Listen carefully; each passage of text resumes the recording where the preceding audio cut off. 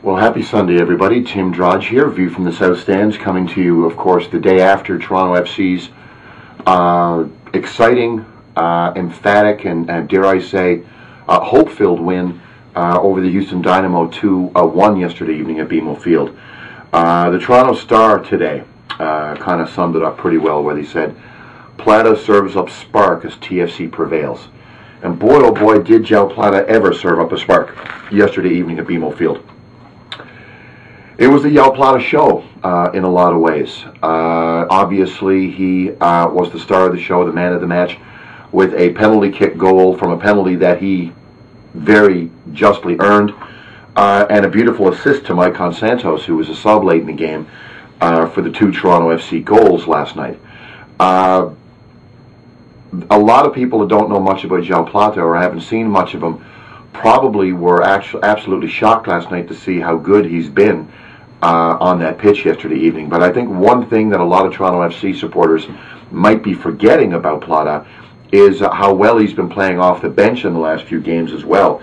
The last 5 goals that Toronto FC has scored, whether it be in the Champions League, whether the Canadian Championship, I should say, hopefully leading to the Champions League if they put Vancouver away, and in MLS, the last 5 goals that this team has scored, Plata has been in on all 5 goals, whether it be the goal last night or assists. So he's been the real offensive catalyst in the last couple of weeks for TFC, and I think obviously the result last night and the aggressive nature of his play definitely earned him a starting spot, and hopefully that's a starting spot that he can make his own as we go forward from here. My good friend Scotty, my friend that actually runs the TFC Picks website, our sister website, we were having a pop after the game last night, and he said, Tim, that's how it should look when it works. And I had to grab my phone and get the memo pad and write it down, because I thought that was a very appropriate way, I think, to describe what we collectively saw on the pitch on Saturday night. That's how this system should look when it works. And it worked last night. The team kept its shape. A lot of players were doing a lot of good things off the ball, opening up passing lanes and space.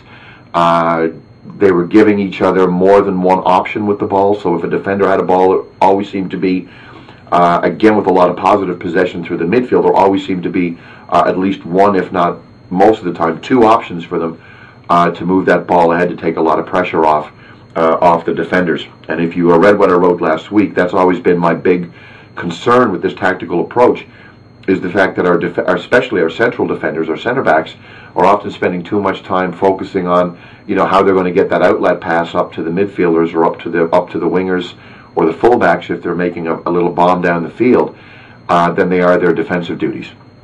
And that's always been a concern. Last night, I think the midfielders, in particular Julian de Guzman, had a very strong game, making sure that the defenders had an outlet, somebody to hold up the ball and bomb it down the field. But getting back to Plata for a moment, fearless, I think, is a way to describe his play, because he is small. It goes without saying that he's considerably, by a wide margin in my eyes, the smallest player in the league. Yet he's very, very aggressive. He gets bounced around a little bit, but he weebles, he wobbles, but he doesn't fall down. He runs into open space very, very well. His bombing down the field and the pace that the kid has opens up a lot of space for other players as well. Alan Stefanovic, who was out injured the last few games, came back last night and had a couple of decent scoring chances. Again, a couple of ill-timed shots or whatnot, but he did look a little dangerous at times. He was given a lot more space than our central strikers have been given, I think, for a few games now. And Houston, to their credit, is not a sloppy team. They're a well-coached, Dominic Kinnear team with a lot of veterans that understand this league very well and understand defensive soccer. But I think the Plata factor was giving a player like Stefanovic in the center a lot more space and a lot more time on the ball than he regularly would. And that's what that fearless, speedy little Ecuadorian actually, I think, brings to the table. Let's not get ahead of ourselves, though.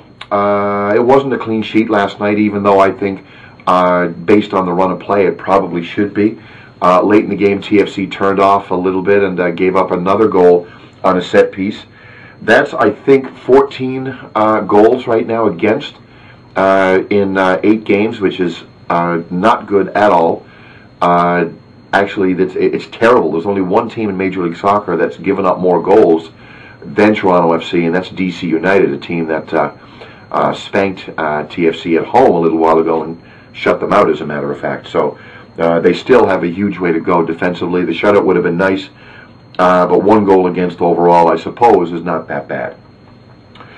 Getting back to what Scotty said about how this is how it should look when it works.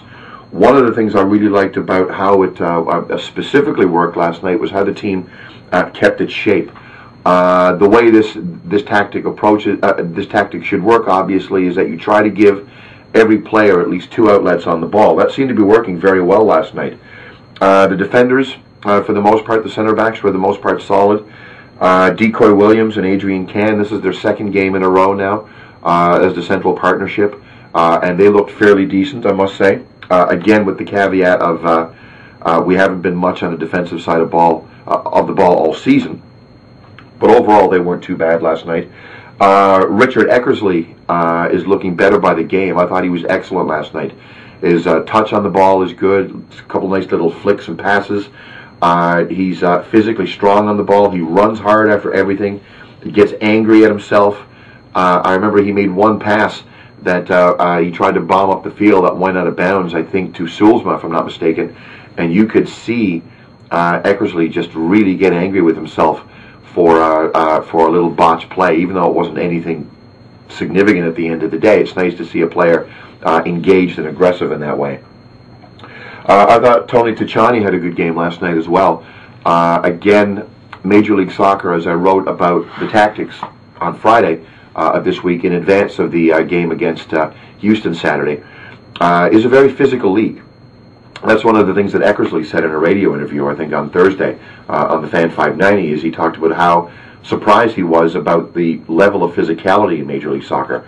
Tachani is a very strong kid. I saw a couple of little elbows, so to speak. Nothing dirty, but, you know, just solid physical, aggressive play in the midfield to hold up the ball. And that's something, again, the team has been very sorely lacking for a long time. It's nice to see him sort of growing into that role game by game. One of the other things I thought was fabulous last night as well was the atmosphere in the stadium. Again, there's nothing like winning and getting an early goal and getting some excitement in the stands to build that sort of self-sustaining, self-fulfilling prophecy of a home field advantage. When Toronto FC gets ahead early and plays well at home, this is a very, very intimidating place for opposing teams to come to. Which is why one of the big concerns I've had so far this season, and again, yesterday wasn't an example of it, yesterday was the opposite, but one of the big concerns I've had all season is about the slow starts that TFC have had in a lot of their games, you know, giving up early goals, that sort of thing.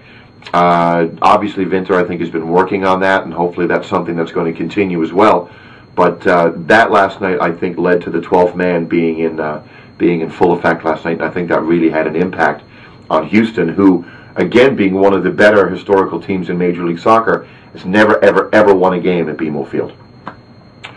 So that's it. The João Plata Show hopefully will continue in Toronto FC's next game. They've got a couple of challenging games coming up in the next few days. They fly to Dallas, Texas to play FC Dallas on Wednesday evening at 9 p.m. And then, of course, next Saturday evening, I think it's 7, they're back at home to play the Chicago Fire as well, the team that TFC beat on that beautiful Danny Dichio seat cushion day when the Reds won their first game ever in club history. And speaking of Danny Dichio, and that's a segue. Speaking of Dichio, I personally didn't get a chance to go on Friday, but a lot of my friends did. A lot of my friends went and saw the Toronto FC Academy play the Montreal Impact Academy at Lamport Stadium on Friday evening. And for those of you that don't really know much about the Academy, Danny Dichio, our first real club legend, is the senior Academy coach. In his coaching debut on Friday, head coaching debut, I should say, on Friday, the Toronto FC Academy beat the Impact Academy 3-1 at Lamport Stadium in front of a lot of raucous fans that were lighting off smoke bombs and flares, among other things. So it's really good to see a great professional and a great man like Danny Dichio get his first win. And by all accounts, the Academy games are a blast. They're $10. They're cheap. It might be a nice, fun Friday night out to get out and support some local football. So that's it. Dallas is up next, then at home to Chicago. Hopefully TFC can build upon what was a very, very positive result. When things work, that's how it's supposed to look. Thanks again for watching. Oh, and there's one other thing. The Major League Soccer salaries have just been released, and I'm going to be parsing those numbers over the next day or so, like I did last season when they came out.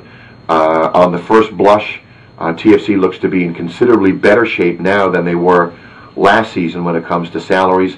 So the ability to bring in some more high-priced players, if that's the route that they want to take, is going to be considerably easier going forward from here than it would have been at this point last season, and that's something that I'll be discussing on the blog over the next couple of days. It's Mother's Day. Make sure you give Mom a call. Tell her you love her, and I've already done so today. So, Mom, if you're watching this, I love you. Happy Mother's Day, and we'll talk to you guys soon. Cheers.